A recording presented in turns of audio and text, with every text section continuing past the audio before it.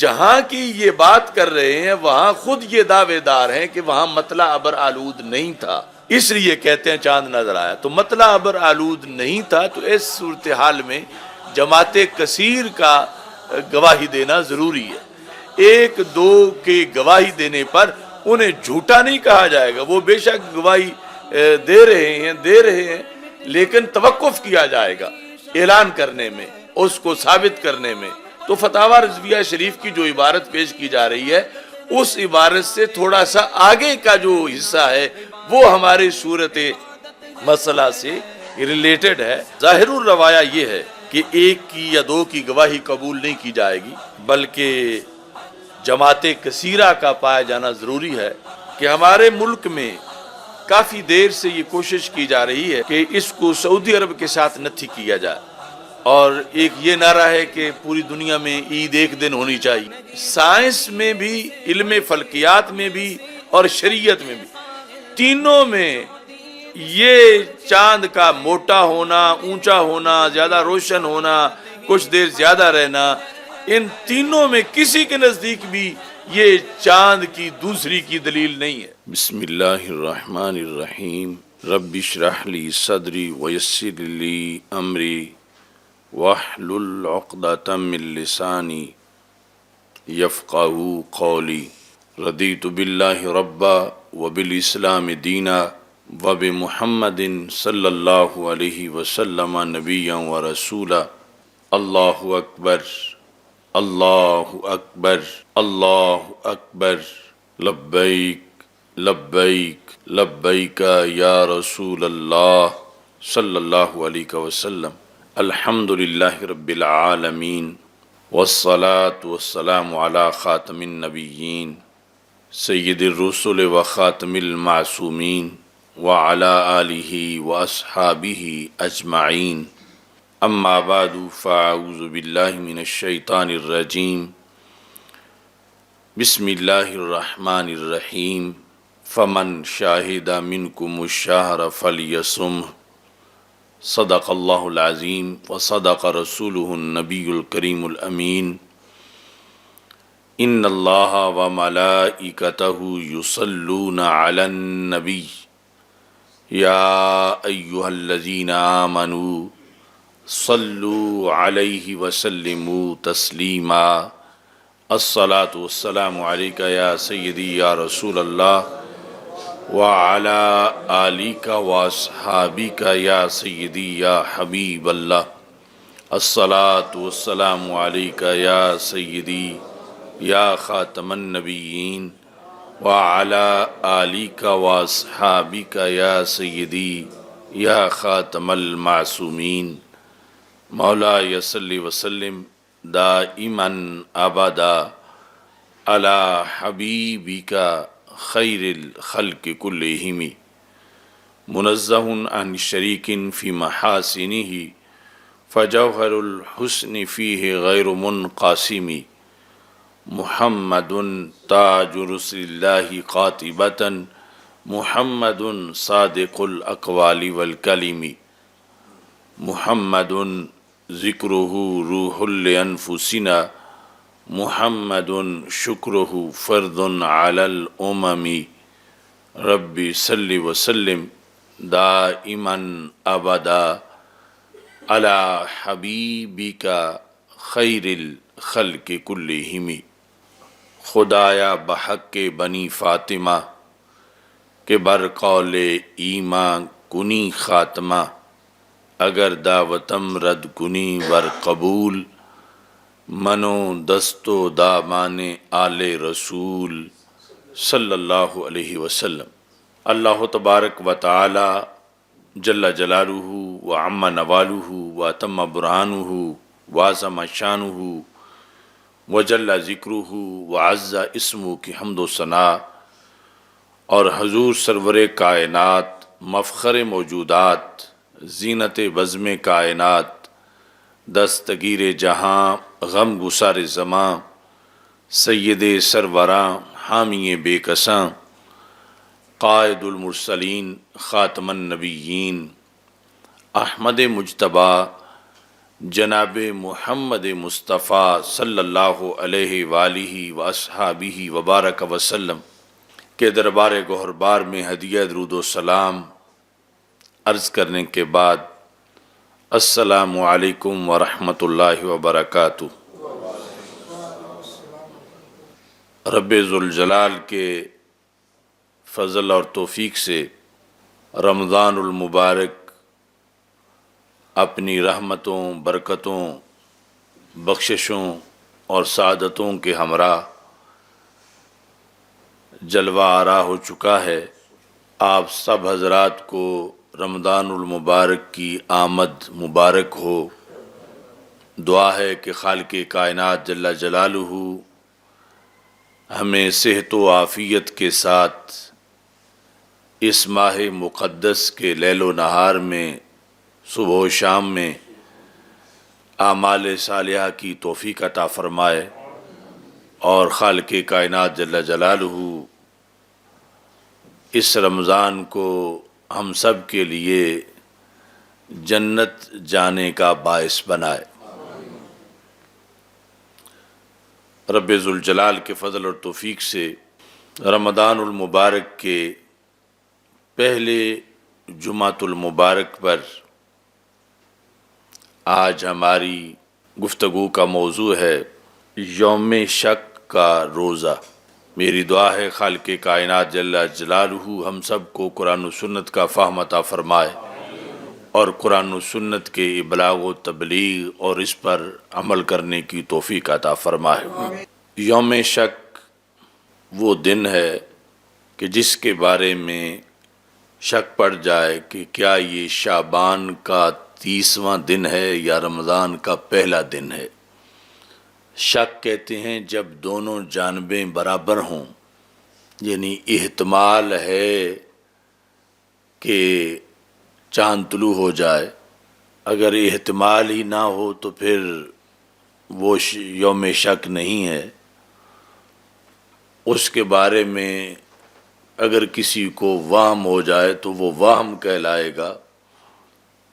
یوم شک کی یہی صورتحال ہے کہ شعبان کے 29 دن پورے ہو چکے ہوں اور چاند کے طلوع ہونے کی تاریخ ہو، اور اگلے دن کے لحاظ سے پھر یہ شک پڑ جائے کہ کیا وہ شعبان کا 30واں دن ہے یا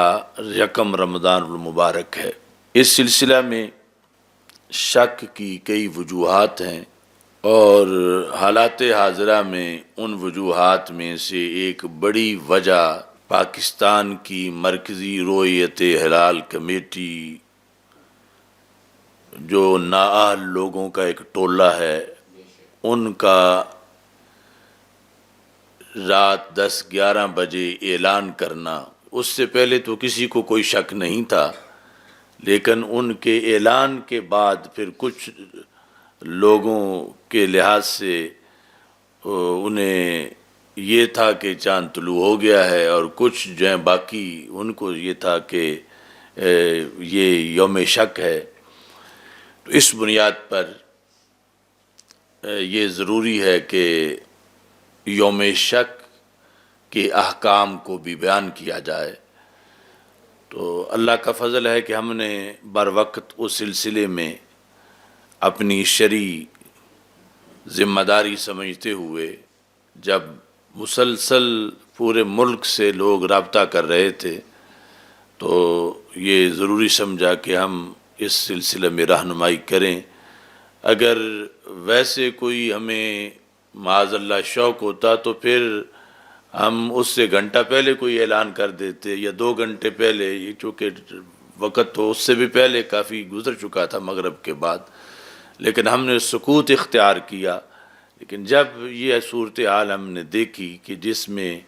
لوگ مسلسل استفتاء کر رہے ہیں اور ہم سے بات پوچھ رہے ہیں، اور ہماری ذمہ داری بنتی ہے کہ ہم اس کو بیان کریں، تو اس بنیاد پر پھر ہم نے اسے قرآن و سنت کی روشنی میں بیان کیا۔ پھر وہ پوری دنیا پہ پھیلی، اور اس کے لحاظ سے مزید جو وضاحت طلب امور ہیں وہ بھی آج انشاءاللہ بیان کیے جائیں گے۔ یوم شک جو ہے ہماری فقہ کی کتابوں میں اس کا مستقل تذکرہ ہے، اور اس میں روزے کی نیت کے لحاظ سے 6 وجوہ کو بیان کیا گیا ہے۔ ان 6 وجوہ میں سے ناجائز وجوہ بھی ہیں اور جائز وجہ بھی ہے۔ نمبر 1 کہ یوم شک کو کوئی بندہ رمضان کے روزے کی نیت کر لے تو یہ مکروہ تحریمی ہے، کہ رمضان ثابت نہ ہوا ہو، رمضان کے بارے میں تو شک ہو، لیکن نیت کوئی رمضان کے روزے کی کرے تو یہ مکروہ تحریمی ہے۔ ہمارے آقا صلی اللہ علیہ وسلم کا فرمان ہے، لا تقدموا الشہر بصوم یوم ولا یومین، کہ رمضان سے پہلے 1 دن یا 2 دن متصل روزہ نہ رکھو، الا مگر وہ بندہ کان یصوم صوما، جس کی پہلے روزے رکھنے کی عادت تھی، مسلسل وہ روزے رکھتے آ رہا ہے، یا اس کی عادت ہے کہ وہ ہر پیر کو روزہ رکھتا ہے، ہر منگل کو روزہ رکھتا ہے، اور اتفاق سے وہ دن رمضان سے پہلے آ رہے ہیں متصل، تو وہ مستثنیٰ ہے۔ وَلِأَنَّ فِيهِ تَشَبُّهًا بِأَهْلِ الْكِتَابِ الَّذِينَ زَادُوا فِي مُدَّةِ صَوْمِهِ، ایک تو حدیث کی وجہ سے یہ مکروہ تحریمی ہے، دوسرا یہ ہے کہ اس میں اہل کتاب کے ساتھ مشابہت بن جاتی ہے، چونکہ انہوں نے بھی اپنے روزوں کی مدت میں اضافہ کر لیا، تو یہ لازم آئے گا کہ یہ بھی رمضان ثابت نہیں ہوا تھا، محض شک تھا، اور اس شخص نے اپنے روزوں کی مدت میں اضافہ کر لیا ہے، تو اس بنیاد پر یہ روزہ مکروہ تحریمی ہے۔ دوسری صورت یہ ہے کہ کسی دوسرے واجب کے روزے کی نیت کرتا ہے۔ پہلا تو تھا کہ رمضان کے روزے کی نیت کرتا، دوسرا یہ کہ کسی دوسرے واجب روزے کی نیت کرتا ہے، جس طرح کہ اس کے ذمے قضاء کا روزہ تھا تو اس نے اس کی نیت کر لی اس دن کے اندر، تو یہ مکروہ تنزیہی ہے۔ تیسرے نمبر پر یہ ہے کہ وہ نفلی روزے کی نیت کرتا ہے، جس طرح یہ یوم شک کے موقع پر ہم نے نفلی روزے کا اعلان کیا، تو نفلی روزہ رکھنا جو ہے وہ یوم شک کو مکروہ نہیں ہے بلکہ جائز ہے، کہ نبی اکرم نور مجسم شفیع معظم صلی اللہ علیہ وسلم کا فرمان ہے،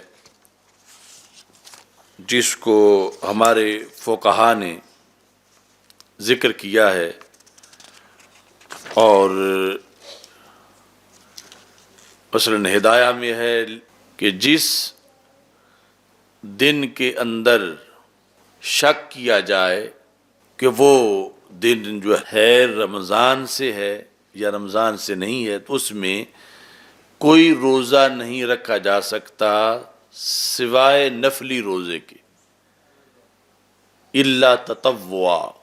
لا یصام اليوم الذی یشک فیہ انہ من رمضان الا تطوعا۔ تو اس کے پیش نظر ہم نے وہ اعلان کیا کہ نفلی روزہ اس میں رکھا جائے، لیکن اس میں ہم نے ساتھ اس کی ایک کیفیت بھی بیان کی کہ تاکہ لوگوں کو اس روزے کی نیت کا طریقہ بھی آ جائے، کہ نفلی روزے کی نیت تردد کے ساتھ کرنا وہ درست نہیں۔ ہم نے لفظ خالص اور خالصتاً، اس کے مقابلے میں ہے تردد والا۔ تردد یہ ہے کہ رکھتے وقت یہ نیت میں ہو کہ اگر تو یہ دن رمضان کا ہوا تو پھر رمضان کا روزہ ہے، اگر رمضان کا نہیں تو پھر میرا نفلی روزہ ہے۔ یعنی یہ رکھتے وقت یہ جو تردد ہے یہ جائز نہیں۔ یعنی جس طرح یوم شک میں رمضان کا روزہ رکھنا جائز نہیں ہے، مکروہ تحریمی ہے، ایسے ہی یہ تردد والا بھی مکروہ ہے۔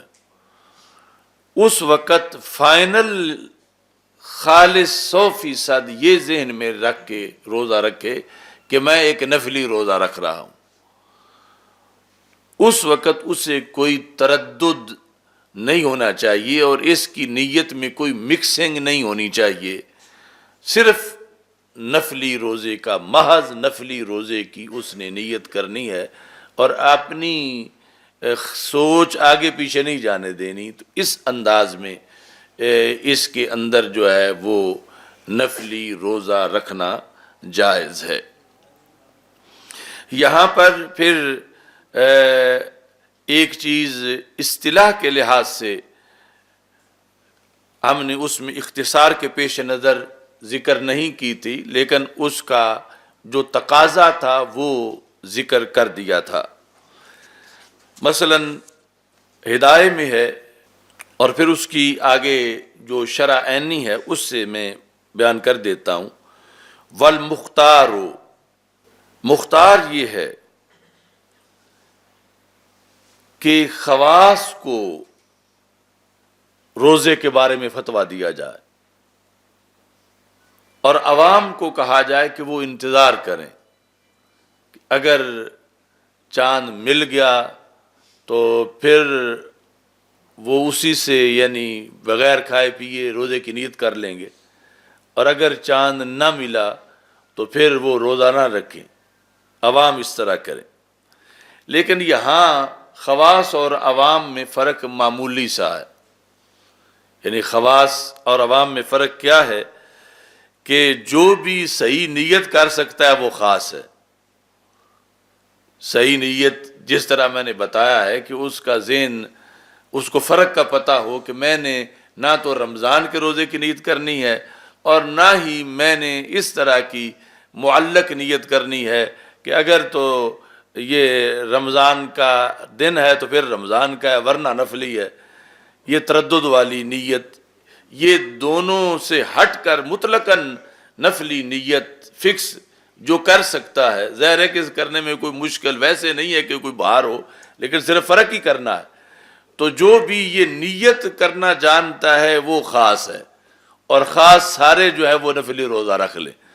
اور جس کو اس نیت کے بارے میں پتہ نہیں اسے یہاں پر عوام سے تعبیر کیا جا رہا ہے۔ لکھا ہے کہ والفرق بین الخاصۃ والعامۃ ہوا کل من یعلم نیت یوم شک فہو من الخواص والا فہو من العوام، کہ جو بھی یوم شک والے روزے کی صحیح نیت نفلی کرنے کی نیت بمعنی ارادہ ہے، لفظوں میں بولنا بھی نہیں، کہ وہ خواص سے ہے، اور اس خواص کے لیے حکم کیا ہے کہ وہ نفلی روزہ رکھ لے، اور جو یہ نیت نہیں کر سکتا وہ عوام سے ہے، وہ نہ رکھے۔ تو اس بنیاد پر کچھ لوگ ان کو اب یہ بھی ہو رہا ہے کہ یہ تو خواص کا تھا تو انہوں نے سب کو کہہ دیا، تو ہم نے یعنی چونکہ طریقہ بتا دیا کہ یہ طریقہ ہے، جس نے رکھنا ہے وہ اس طرح رکھے، تو اس طرح رکھنے کا حکم تو سب کے لیے ہے اور وہ سارے خواص ہیں۔ تو اس بنیاد پر یہ ہم نے طریقہ بتا کر پھر یہ کہا کہ اس طریقے کے مطابق، یعنی جو نہیں رکھ سکتا وہ اس کو روک دیا کہ جو یہ نیت نہیں کر سکتا، تو اس لیے ہم نے ان کو تو ویسے ہی پیر کر دیا۔ جنہیں طریقہ بتایا ہے اور جنہوں نے اس طریقے کے مطابق رکھا ہے وہ سارے کے سارے امامینی کہتے ہیں وہ سارے خواص ہی ہیں، وہ عوام نہیں ہیں۔ اسی چیز کو بہار شریعت میں بھی بیان کیا گیا کہ جہاں یہ شک والے روزے کی بات کی گئی، یوم شک کے روزے کی، تو اس میں لکھا ہے کہ خواص سے مراد یہاں علماء ہی نہیں، خواص سے مراد یہاں علماء ہی نہیں بلکہ جو شخص یہ جانتا ہو کہ یوم الشک میں اس طرح روزہ رکھا جاتا ہے وہ خواص میں ہے ورنہ عوام میں ہے. یعنی اگر وہ روزہ رکھنے کا طریقہ نہیں جانتا تو پھر تو عوام میں ہے، اور اگر روزہ رکھنے کا طریقہ جانتا ہے تو پھر خواص میں ہے. تو ضروری نہیں کہ علماء ہی خواص میں ہوں، جو ویسے عوام ہیں وہ بھی خواص میں یہاں شامل ہو سکتے ہیں، بشرطے کہ ان کو صحیح نیت کرنے کا طریقہ آتا ہو. اس سلسلہ میں یوم شک کے لحاظ سے جو مسئلہ بتایا گیا، فقہا نے اس کے بارے میں لکھا. مثلا مختصر الطحاوی، اس کی جو شرح ہے امام ابو بکر جساس کی، اس میں یہ لکھا ہے منہا ان یوم الشک محکوم لہ انہ من شعبان لقولہ صلی اللہ علیہ وسلم صوموا لرؤیتہ فإن غم علیکم فعدوا شعبان 30، کہ رسول پاک صلی اللہ علیہ وسلم کا فرمان ہے کہ چاند دیکھ کے روزہ رکھو، اگر بادل ہو اور مطلع ابر آلود کر دیا جائے تو پھر شعبان کی گنتی 30 کی پوری کرو. تو پھر اس دن کو جو ہے وہ شعبان سے گنا گیا ہے حدیث شریف کے حکم کے مطابق. یہ دن گزر جانے کے بعد اگر بعد میں کسی علاقے سے کوئی ایسی شہادتیں موصول ہوں جو کہ معتبر ہوں اور قبول کر لی جائیں، اور اس سے یہ پتہ چلے کہ واقعی اس دن جو چاند ہے وہ طلوع ہوا تھا، اگرچہ اس دن ثابت نہیں ہوا، وہ یوم شک تھا، اور بعد میں اس کا ثبوت ہو جائے، تو پھر جنہوں نے روزہ نفلی رکھا تھا وہ اب ان کا نفلی نہیں رہے گا. یہ رمضان کی شان ہے کہ رمضان اس نفلی کو فرض بنا دے گا. یعنی یہ نہیں ہوگا کہ ان کا کوئی روزہ قضا ہو گیا، انہوں نے رکھا نفلی تھا، مگر بعد میں وہ روزہ جو ہے وہ جب اگر ثابت ہو جائے کہ وہ دن رمضان کا تھا، اگر نہ ہو تو پھر تو ویسے نفلی ہے، اگر ثابت ہو جائے کہ وہ دن رمضان کا تھا تو پھر اس دن جو ہے وہ روزہ جو ہے وہ رمضان کا روزہ ہی شمار ہوگا. اس سلسلہ میں امام اعظم ابو حنیفہ رحمۃ اللہ علیہ سے یہ مروی ہے جو حارثی کی کشف الآثار میں ہے. آپ سے پوچھا گیا امام اعظم ابو حنیفہ رحمۃ اللہ علیہ سے، اور حکم وہ سائل ہیں اور سند کے ساتھ انہوں نے لکھا ہے کہ سائل نے کہا جب نیت اس کی رمضان کی نہیں تھی تو رمضان کا روزہ کیسے ہو گیا؟ فَكَيْفَ يُجْزِيهِ مِنْ صَوْمِ رَمَضَانَ وَالنِّيَّةُ لِغَيْرِهِ، کہ یہ اسے رمضان کے لیے کیسے کفایت کر جائے گا حالانکہ رمضان کے روزے کی تو اس کی نیت نہیں تھی. یہ تو ہم ثابت طریقہ بتا رہے ہیں کہ رمضان کے روزے کی کرے گا تو پھر مکروہ تحریمی ہے، تو رمضان کے روزے کی اس کی نیت نہیں تھی تو وہ پھر بعد میں رمضان کا کیسے بن جائے گا جبکہ رمضان کے روزے کی نیت ہی نہیں تھی. فقال ابو حنیفہ لأنه قد نوى الصوم، امام صاحب رحمۃ اللہ علیہ نے جواب دیا کہ اس نے روزے کی تو نیت کی تھی، یہ تم مانتے ہو، لأنه قد نوى الصوم، اور اس کے بعد کہتے ہیں وذلك اليوم ان كان من رمضان لا يقدر ان يصرفه بنيته الى غيره من الصيام، کہ اگر وہ دن بعد میں ثابت ہوا کہ یہ رمضان کا تھا تو اس بندے میں یہ طاقت نہیں ہے کہ رمضان کے روزے کو نیت کر کے رمضان سے پھیر سکے، کہ دن رمضان کا ہو اور یہ اپنی نیت کے ذریعے اس روزے کو کسی اور روزے کی قسم کی طرف پھیر سکے. یہ بندے میں طاقت نہیں ہے، کیونکہ یہ قانون ہے کہ رمضان کے دن میں اور کسی روزے کی وسعت ہی نہیں، اور کسی روزے کی وہ ظرف ہی نہیں بن سکتا. اور کوئی روزہ اس میں رکھا ہی نہیں جا سکتا۔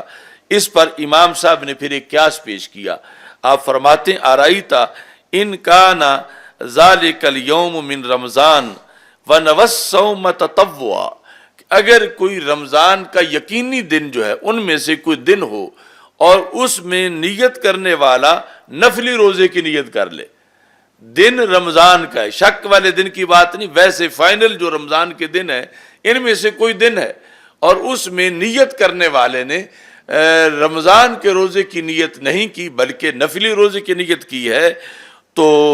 امام صاحب کہتے ہیں اجزاء من الفرض ولم یکن نیت للتطوع شیء، تو وہ جو اس نے نفلی روزہ رکھا ہے شریعت میں اس کا وہ فرض رمضان کا ہی ہوگا، وہ نفل کا نہیں ہوگا۔ یعنی وہ جتنا زور لگا لے کہ میں نفلی رکھ رہا ہوں، وہ نفلی بنے گا ہی نہیں، وہ فرضی بن جائے گا، کیونکہ فرض بنے گا، چونکہ اس واسطے کہ اس دن میں جو رمضان کا حتمی دن ہے اس کے اندر یہ گنجائش ہی نہیں کہ کوئی دوسرا روزہ رکھا جا سکے، تو اس بنیاد پر یعنی دوسرا روزہ وہ جو نفلی رکھنا چاہتا ہے، تو یہ امام صاحب نے اس پر قیاس پیش کیا ارائیتا ان کان ذالک الیوم من رمضان کہ ونوى الصوم تطوعا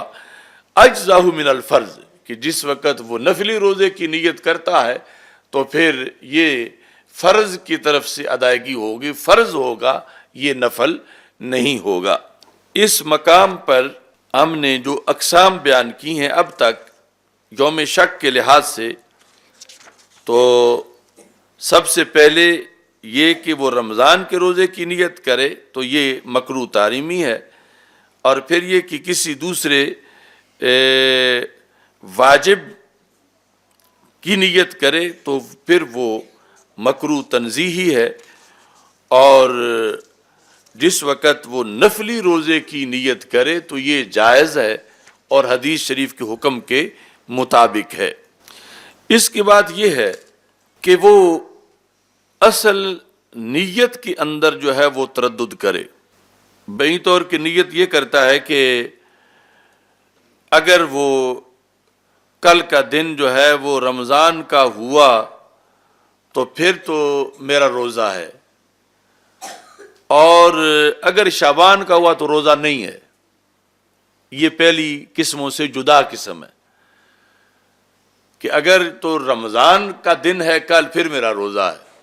اور اگر کل رمضان کا دن نہیں ہے بلکہ شعبان کا دن ہے، یوم شک کے بارے میں یہ چوتھے قسم ہے کہ وہ اس طرح کی نیت کرتا ہے،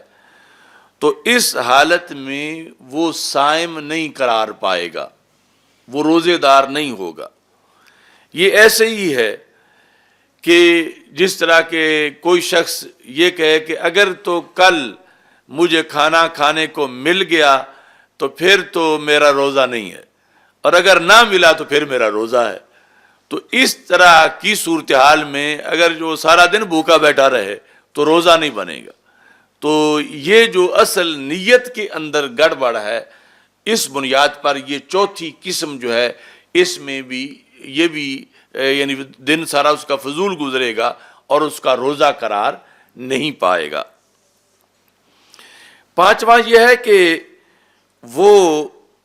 پہلے یہ چوتھا یہ تھا کہ اصل نیت کے اندر تردد ہے، اب یہ ہے کہ وصف نیت کے اندر وہ تردد رکھتا ہے۔ وصف نیت یہ ہے کہ اگر کل کا دن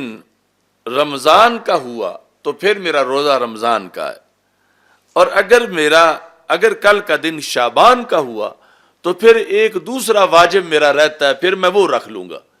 پھر میرا یہ وہ روزہ قرار پائے گا۔ وصف کے اندر اس نے تردد رکھا ہوا ہے، تو ایسی صورتحال مکروہ ہوگی۔ چھٹے نمبر پر وہ کہتا ہے کہ اگر یہ رمضان کا ہے، رمضان کا دن ہوا تو پھر تو میرا رمضان کا روزہ ہے، اور اگر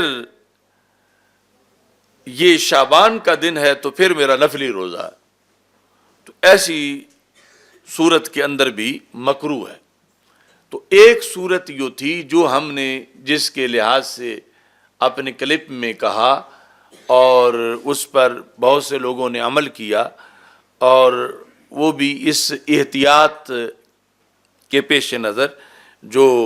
یعنی ایک صورتحال ہے کہ یوم شک میں خالص نفل کا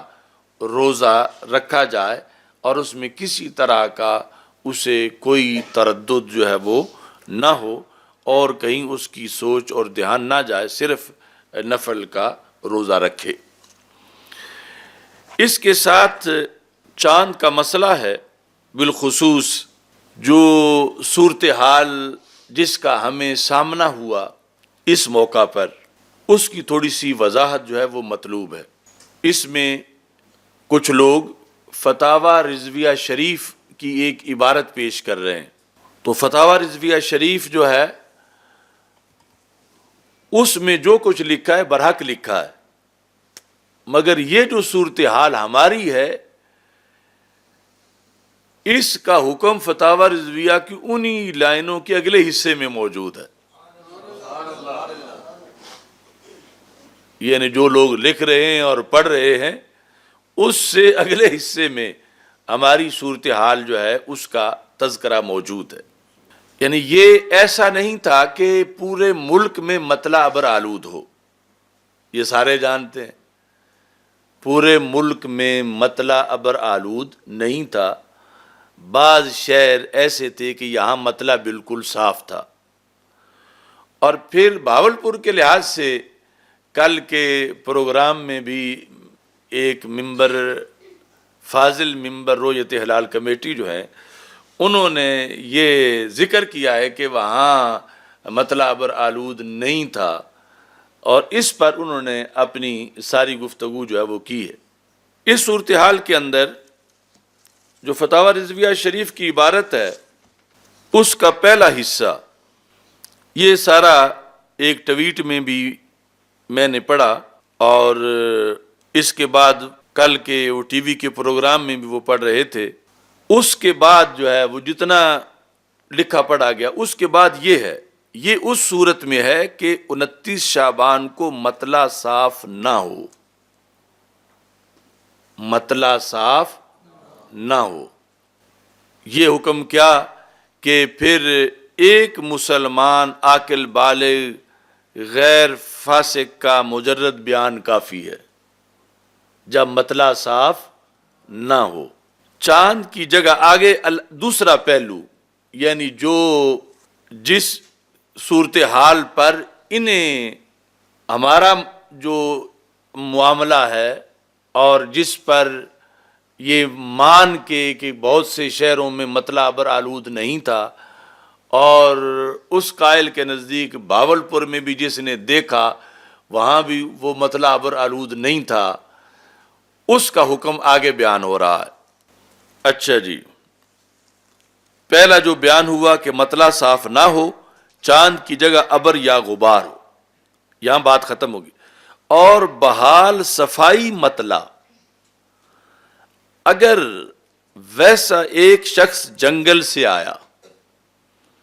یعنی اس مطلع صاف تھا، شہر میں تو کسی کو نظر نہیں آیا، تو کوئی بندہ جنگل میں تھا دور وہاں سے آیا یا بلند مکان پر تھا تو بھی ایک ہی کا بیان کافی ہو جائے گا، ورنہ دیکھیں گے کہ وہاں کے مسلمان چاند دیکھنے میں کوشش رکھتے ہیں، بکثرت لوگ متوجہ ہوتے ہیں یا کاہل ہیں، دیکھنے کی پرواہ نہیں۔ بے پرواہی کی صورت میں کم سے کم 2 درکار ہوں گے اگرچہ مستور الحال ہوں، ورنہ ایک جماعت عظیم چاہیے، یعنی مطلع صاف ہو اور لوگ بھی وہاں کے چاند دیکھنے کا شوق رکھتے ہوں، ورنہ ایک جماعت عظیم چاہیے کہ اپنی آنکھ سے چاند دیکھنا بیان کرے، جس کے بیان سے خوب غلبہ ظن حاصل ہو جائے کہ ضرور چاند ہوا۔ اب یہ جو صورتحال ہے، یعنی ہمارا مسئلہ ان لفظوں میں ہے جس کے اندر یہ ذکر ہے کہ ورنہ ایک جماعت عظیم چاہیے کہ اپنی آنکھ سے چاند دیکھنا بیان کرے۔ اب یہاں فقہ کی کتابوں کے اندر جو وضاحت ہے اس میں مثلا الجوہرۃ النیرہ جو مختصر القدوری کی شرح ہے، اس کے اندر ہے وَإِن لَّمْ يَكُن بِالسَّمَاءِ إِلَّا، اس کے تحت انہوں نے لکھا لِأَنَّ التَّفَرُّدَ بِالرُّؤْيَةِ فِي مِثْلِ هَذِهِ الْحَالَاتِ يُوهِمُ الْغَلَطَ بِخِلَافِ مَا إِذَا كَانَ غَيْمٌ لِأَنَّهُ قَدْ يَنشَقُّ الْغَيْمُ عَن مَوْضِعِ الْهِلَالِ فَيَتَّفِقُ لِلْوَاحِدِ النَّظْرُ۔ کہتے ہیں کہ جب مطلع صاف ہو تو پھر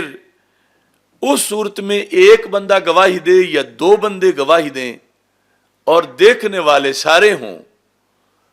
یعنی مسلمانوں کا علاقہ ہو اور ان کو شوق بھی ہو چاند دیکھنے کا اور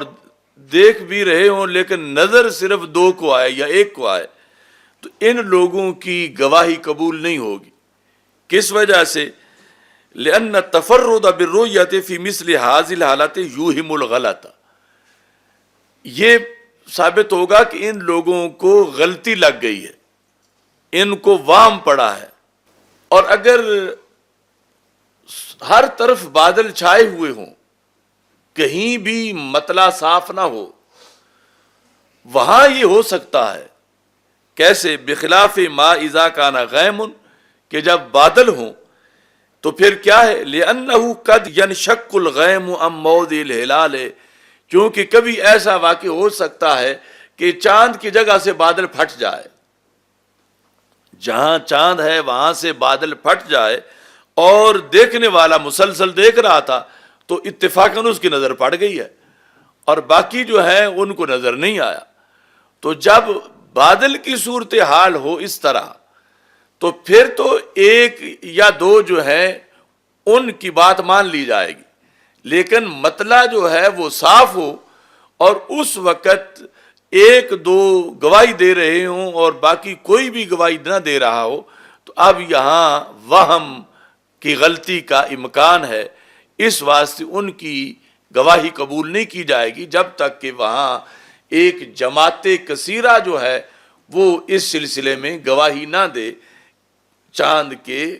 طلوع ہونے کے لحاظ سے اور چاند کے پائے جانے کے لحاظ سے، جو رمضان کا چاند ہے۔ کیونکہ یہ عید کے چاند سے یہ چاند اگرچہ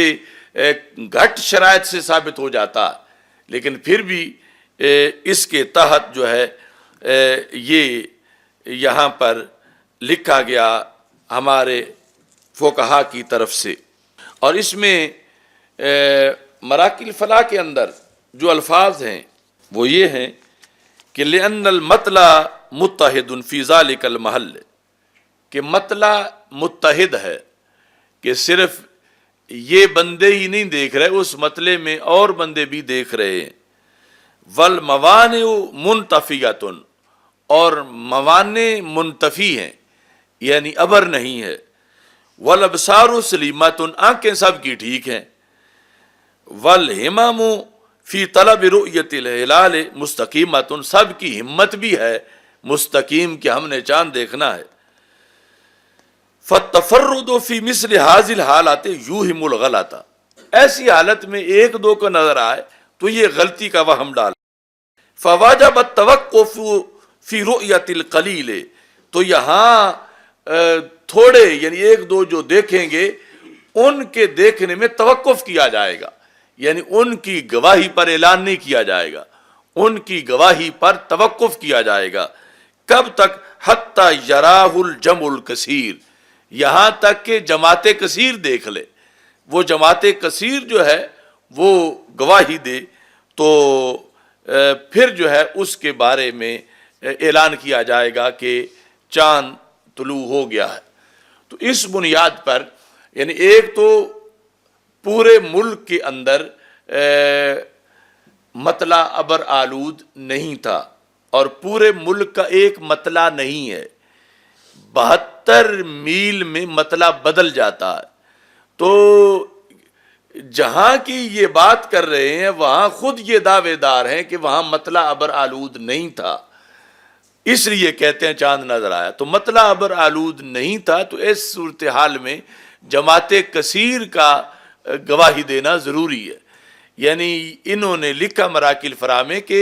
ایک دو کے گواہی دینے پر انہیں جھوٹا نہیں کہا جائے گا، وہ بے شک گواہی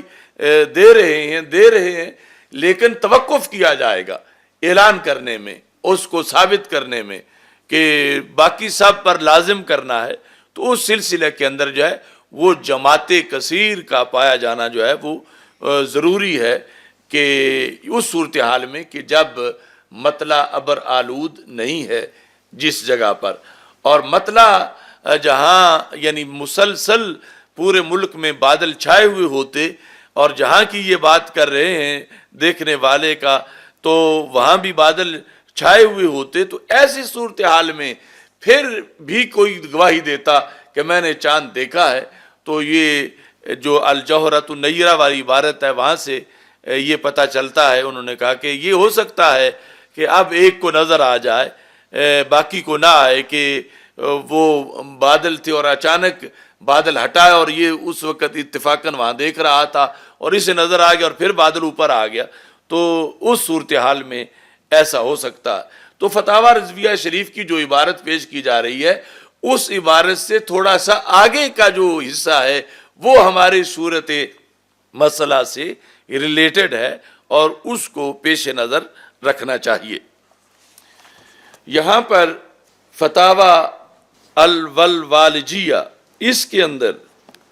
اس سلسلہ میں ظاہر الروایہ یہ ہے کہ ایک کی یا دو کی گواہی قبول نہیں کی جائے گی، بلکہ جماعت کثیرہ کا پایا جانا ضروری ہے کہ جو گواہی دیں اور اس کے مطابق جو ہے وہ پھر اعلان کیا جائے۔ ایسے ہی المحیط البرہانی جو ہے اس کے اندر یہ بات واضح طور پر موجود ہے کہ جس میں ابر آلود ہونے کی صورت میں بندہ جو صحرا سے آیا یا اونچی جگہ سے، اس صورت میں ایک یا دو کا بیان کرنا معتبر ہوگا، مگر جس وقت مطلع ابر آلود نہیں ہے، اور اس میں پھر انہوں نے کہا کہ ضروری ہے یہ شرط بھی بطور خاص کہ اذا كانت السماء متغیمۃ انما تقبل شہادت الواحد اذا فسر، کہ واحد کی تب شہادت قبول ہوگی ابر آلود کی صورت میں بھی جب وہ اس کی پوری تفسیر کرے۔ وقال رأيت الهلال خارج البلدة في السراء ويقول رأيت في البلدة بين الخلل السحاب في وقت يدخل في السحاب ثم ينجلي، یعنی یہ باقاعدہ بتائے یہ صورتحال کہ یا تو عام لوگ جہاں دیکھ رہے تھے اس سے ہٹ کر ایسی آبادی جو صحرا ہے یا اونچی جگہ ہے عام لوگوں کے دیکھنے کی جگہ سے، اور پھر یہ کہ یعنی یوں بادل تھا اور یہ ہٹا اور اس طرح مجھے نظر آیا، یہ ساری وضاحت جو ہے وہ کرے۔ جبکہ یہاں ہم نے وہاں جو بھاولپور میں رابطہ کیا اور صاحبزادہ صاحب نے وہاں جا کر ساری صورتحال معلوم کی تو ایسی تفسیر انہیں میسر نہیں آئی۔ یہ المحیط البرہانی کے اندر اس کا تذکرہ موجود ہے۔ اب یہاں یہ بات بھی قابل ذکر ہے کہ ہمارے ملک میں کافی دیر سے یہ کوشش کی جا رہی ہے کہ اس کو سعودی عرب کے ساتھ نتھی کیا جائے، اور ایک یہ نعرہ ہے کہ پوری دنیا میں عید ایک دن ہونی چاہیے، اس سے وحدت قائم ہوگی۔ تو اس میں شرعی طور پر قباحت ہے، یعنی عالم اسلام میں جب وحدت تھی تو اس وقت شام میں چاند دیکھا گیا اور انہوں نے روزے رکھنے شروع کر دیے، اور مدینہ منورہ کے اندر حضرت عبداللہ بن عباس رضی اللہ تعالیٰ عنہ کے پاس حضرت قریب نے آ کر بیان کیا، تو انہوں نے مدینہ منورہ کے اندر جو اب مدینہ منورہ کے حساب سے چاند نظر آیا اس کے مطابق سارے جو ہیں وہ احکام جاری کیے۔ تو چونکہ سعودی عرب جو ہے اس کا محل وقوع اور ہے، ہمارا محل وقوع اور ہے،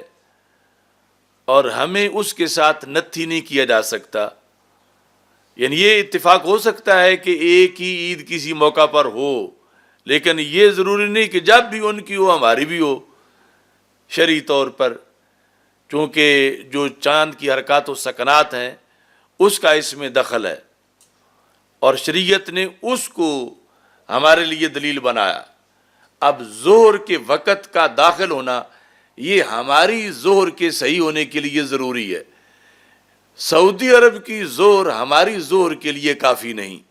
کہ چونکہ اب سعودی عرب میں ظہر ہے تو ہم بھی ظہر پڑھیں، سعودی عرب میں چونکہ اثر ہے تو ہم بھی اثر پڑھیں. تو ہم نماز پنجگانہ جو ہے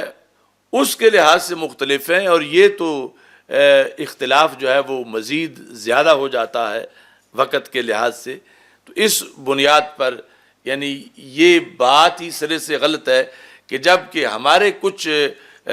فرقوں کے لوگ اپنے یہ ان کے ہاں جب وہ بیٹھتے ہیں تو یہ انہوں نے ادھار کھایا ہوا ہے کہ ہم نے کبھی نہ کبھی پاکستان کو سعودی عرب کے ساتھ نتھی کرنا ہے.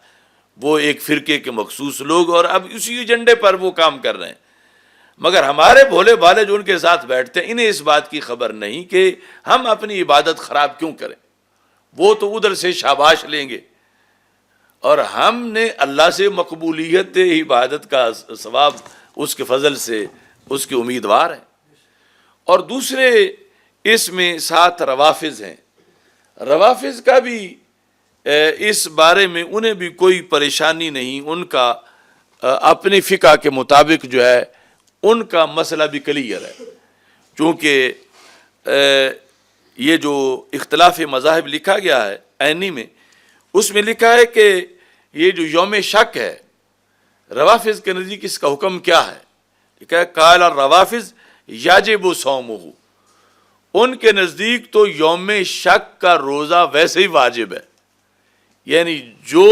روزہ ہمارے نزدیک جو ہے وہ مکروہ تحریمی ہے اگر رمضان کا رکھیں، ان کے نزدیک رکھنا واجب ہے. لہذا ان کا تو کوئی مسئلہ ہی نہیں، ان کی فقہ کے لحاظ سے ان کا تو کام ہو رہا ہے کہ روزہ رکھنا واجب تھا، لہذا رؤیت ہلال نے اعلان کر دیا تو روزہ رکھا گیا. ہمارے نزدیک رکھنا مکروہ تحریمی ہے کہ جب شرعی ثبوت نہیں پائے گئے. اور جو دوسرے بیٹھے ہوئے ہیں وہاں پر دوسرے نجد کی سوچ والے، وہ ویسے ہی چاہتے ہیں کہ ہم اپنے جو بڑے ہیں ان کے ساتھ مل رہے ہیں. تو اس بنیاد پر ہمارے لوگوں کو یہ ساری چیزیں جو ہیں وہ پیش نظر رکھنی چاہیے. باقی عوام کے لحاظ سے ہم نے اپنے سیمینار کا سلسلہ تھا رؤیت ہلال سیمینار، اس میں بھی وضاحت کی، لیکن لوگ کچھ گھٹی میں پائی جانے والی دلیلیں ہیں ان سے باز نہیں آتے، وہ ہمیشہ سامنے رکھتے ہیں. مثلا چاند جو ہے وہ 29 کو نظر نہ آئے اور 30 کو جب نظر آئے تو اگر وہ چاند موٹا ہو تو اسی کو دلیل بنا لیتے ہیں کہ یہ پھر آج دوسری کا ہے. اگر وہ زیادہ دیر تک رہے نسبتاً تو پھر بھی کہتے ہیں یہ دوسری کا. اگر وہ زیادہ روشن ہو تو پھر بھی کہتے ہیں دوسری کا. اگر وہ کچھ اونچا ہو تو پھر بھی کہتے ہیں دوسری کا. حالانکہ سائنس میں بھی، علم فلکیات میں بھی اور شریعت میں بھی، تینوں میں یہ چاند کا موٹا ہونا، اونچا ہونا، زیادہ روشن ہونا، کچھ دیر زیادہ رہنا، ان تینوں میں کسی کے نزدیک بھی یہ چاند کی دوسری کی دلیل نہیں ہے کہ یہ چاند دوسری کا تھا تو اس لیے ایسا ہوا. ایسا ہرگز نہیں ہے. سائنس بھی اس کو نہیں مانتی اور فلکیات بھی اس کو نہیں مانتے. اصل میں یعنی یہ ہے کہ مثال کے طور پر 29 جو چاند کی ولادت ہے، چاند کی ولادت یعنی قران شمس و قمر کے بعد کم از کم 20 گھنٹے گزرنے چاہیے کہ وہ چاند پھر نظر آئے. اس سے پہلے چونکہ سورج کی شعاعیں زیادہ تیز ہوتی ہیں، وہ زیادہ قریب ہوتا ہے تو نظر نہیں آتا. اتنے گھنٹے گزر گئے ہوں تو پھر چاند اس قابل ہو چکا ہوتا ہے کہ وہ نظر آ جائے. پھر آگے موسم کے حالات اور جغرافیائی طور پر کچھ چیزیں مزید اس پہ اثر انداز ہوتی ہیں، جس کی وجہ سے یہ 20 گھنٹے کا جو وقفہ ہے یہ 30 تک بھی جا سکتا ہے کہ تب چاند نظر آئے۔ اب مثال کے طور پر 29 کی تاریخ تھی چاند نظر آنے کی، اور چاند کی ولادت کے بعد 20 گھنٹے گزر چکے تھے مگر چاند نظر نہیں آیا۔ اب چاند جس وقت نظر نہیں آیا تو اگلی شام تک تو اور 24 گھنٹے چاند کو مل گئے، اب چاند بن گیا 44 گھنٹے کا، 20 گھنٹے پہلے تھے اور 24 گھنٹے اور مل گئے۔ پہلے جس وقت 29 کو پورے ملک میں مثال کے طور پر جب چاند نظر نہیں آیا تھا تو اس کا یہ مطلب نہیں تھا کہ چاند ہے ہی نہیں کہیں، چاند اس وقت بھی تھا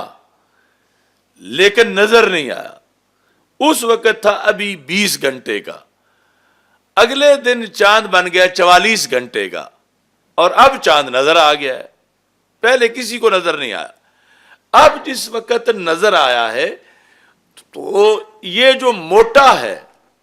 یہ جو زیادہ دیر تک رہے گا، یہ جو زیادہ روشن ہے، یہ جو کچھ اونچا ہے زیادہ، اس میں دخل یہ مزید جو اس کو 24 گھنٹے مل گئے اس کا ہے۔ وہ یعنی چاند شمار پہلی کا ہوگا کہ یکم ہے، یہی چاند اگر مثال کے طور پر اس کو 22 گھنٹے ہوئے ہوتے ولادت کے بعد اور مغرب کا ٹائم آ جاتا اور چاند نظر آ جاتا تو اب یہ چاند ہونا تھا یکم، نظر آ گیا ہے، لیکن اس نے باریک ہونا تھا چونکہ ہے ہی سارا 22 گھنٹوں، تو کبھی نظر آتا ہے 22 گھنٹے کا چاند، کبھی نظر آتا ہے 44 گھنٹے کا چاند۔ اب شریعت نے یا سائنس نے اس کے یکم دو ہونے کا اعتبار کرنا نظر آنے پر، اور ادھر چھوٹے بٹے کا معیار جو مدار ہے وہ اس کی عمر پر ہے کہ اس کے گھنٹے کتنے زیادہ گزر گئے ہیں۔ تو اس بنیاد پر کبھی ایسا ہوتا ہے کہ چاند وہ 30 پہ نظر آتا ہے، ہوتا یکم کا ہی ہے، لیکن چونکہ اس کی عمر زیادہ ہو چکی ہے اس بنیاد پر وہ موٹا ہے، اس بنیاد پر وہ زیادہ روشن ہے، اس بنیاد پر زیادہ اونچا ہے یا زیادہ دیر موجود رہا ہے۔ تو یہ جو چاند کی جسامت ہے اس کا دخل پہلی دوسری کے ساتھ کوئی نہیں، اس کا دخل اس کی عمر کے لحاظ سے ہے کہ ولادت سے گھنٹے کتنے گزر گئے ہیں۔ پہلی دوسری کا جو تعلق ہے وہ دیکھنے کے لحاظ سے ہے، جس دن وہ نظر آیا ہے وہ اس دن کا چاند شمار ہوگا۔ اگر نظر وہ پہلی کو آ جاتا ہے تو پہلی کا ہے، خواہ موٹا ہے خواہ چھوٹا ہے، دوسری کو آ جائے تو یعنی جس دن وہ لوگ دوسری سمجھے ہوئے ہیں وہ پہلی کا ہی ہے، مطلب یہ لفظ بولو کہ 29 کو آ جائے یا 30 کو نہ آ جائے، تو جس دن وہ نظر آئے اس دن کا وہ چاند ہے، وہ اس کی پہلی تاریخ ہے۔ ہاں یہ ہو سکتا ہے کہ کبھی عمر اس کی جو ہے وہ 20 گھنٹے ہوگی، کبھی 35 گھنٹے ہوگی، کبھی 40 گھنٹے ہوگی، کبھی اس سے بھی زیادہ ہوگی، تو اس عمر کی بنیاد پر یہ ڈیپینڈ کرتا ہے اس کا عمر پر کہ وہ موٹا ہے یا اس کی صورتحال کیا ہے۔ باقی اس میں یہ احادیث بھی پیش نظر رکھنی چاہیے کہ موجم اوسط میں یہ حدیث شریف ہے کہ رسول اکرم صلی اللہ علیہ وسلم نے جو قیامت کی علامتیں بیان کی ہیں، حدیث نمبر 6864، تو عن ابی ہریرہ رضی اللہ تعالی عنہ قال قال رسول اللہ صلی اللہ علیہ وسلم من اشراط الساعۃ انتفاخ الاہلہ، قیامت کی علامتوں سے ہے چاند کا موٹا ہونا۔ من اشراط الساعۃ انتفاخ الاہلہ، کہ جسامت میں چاند بڑے نظر آنا شروع ہو جائیں، ہلال بعد والا چاند جس دن طلوع ہو اس دن چاند کے سائز کا بڑا ہو جانا، یہ قیامت کی علامات میں سے ہے، یعنی قرب قیامت کی دلیل ہے، جو اصغر علامات ہے، یعنی کہ کل آنے والی ہے قیامت، مطلب ہے جس طرح اور کئی قیامت کی صغرا علامات ہیں ان میں سے ایک یہ بھی ہے۔ رسول پاک صلی اللہ علیہ وسلم ارشاد فرماتے ہیں یہاں تک کہ حتی یرل ہلال लिलैलतिही, हालांकि पहली का चांद तुलू होगा, फयुकाल हुआ लिलैलतैन, लोग कहेंगे ये दूसरी का चांद है। तो ये तो खबरें सरकार पहले दे चुके हैं। फयुकाल लिलैलतैन कहा जे जाएगा, अब कहने वालों ने भी ये कहना ही है, फयुकाल लिलैलतैन कि ये तो दूसरी का चांद है, लेकिन सरकार फरमाते हैं वो चांद पहली का ही होगा, मगर कुर्ब क़यामत की बुनियाद पर जो है इंतिफाक उसका साइज जो है वो बड़ा नजर आएगा। ऐसे ही इमाम बुखारी की जो अत्तारीखुल कबीर है, इसके अंदर भी ये जिक्र है कि रसूल पाक सल्लल्लाहु अलैहि वसल्लम ने इरशाद फरमाया कि अशरातुस्साअत अन तरबुल हिलाला तकूलूना लिलैलतैन, कि क़यामत की अलामतों में से ये है कि तुम चांद को देखोगे कि और कहोगे कि ये आज तो दूसरी रात का है, दूसरी तारीख का है, लेकिन वो होगा वो यकम का चांद। तो इस तरह ये जो गलतफहमी लोगों में इस मौका पर भी फैलाई जा रही है कि कुछ लोग कह रहे हैं पहले तो हमें इत्मीनान नहीं था, लेकिन चांद देख के हमें इत्मीनान है कि ये ऐलान सही हुआ है। तो चांद नहीं बताता कि ऐलान सही हुआ या गलत हुआ है, चांद उसी रात का यानी यकम का है, इसका साइज मोटा होना ये इस बात की दलील नहीं है, ना साइंस के लिहाज से, ना फल्कियात के लिहाज से, और ना ही शरीयत के लिहाज से। एक मामला इसमें यह भी है, लोग कहते हैं कि उन्होंने अगर गलत किया है तो ये उनकी गोर गर्दन है, हमें तो इस पर अमल करना चाहिए। तो इस सिलसिला में अमर बिल मारूफ और नाही अनिल मुनकर के जो तकाजे हैं और जाबिर सुल्तान के सामने कलमा हक कहने की जो फजीलत है और शरीयत में जो हुक्म है, तो वो तो सारे बाब मसदूद हो जाएंगे, क्योंकि हुकूमत कर रही है। अब वो हुकूमत है, वो शराब को जायज़ करार दे दे तो कर दे, हम क्या कर सकते हैं। तो ये हमें तो हुक्म है कि हम कहें कि ये गलत कर रहे हो, गलत को गलत कहें और उनको मजबूर करें कि वो काम सही करें। और फिर इसमें कुछ फतावा लोग उस ज़माने के भी पेश करते हैं जब बर सगीर में राज था अंग्रेज़ का, तो उस वक़्त तो जिद्दोजहद थी कि वो राज ख़त्म हो और मुसलमानों का राज आए। अब तो वो राज ख़त्म है, अब तो ये मुल्क लिया ही इस्लाम के लिए है,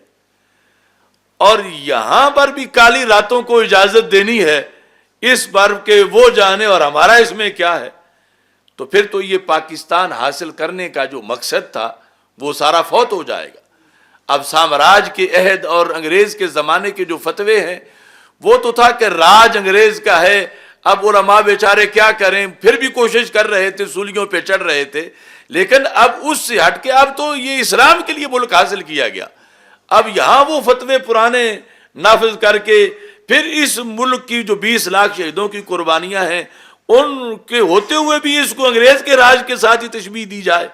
तो ये एक बड़ी ज्यादती होगी और ये फ़काहत की नफ़ी है।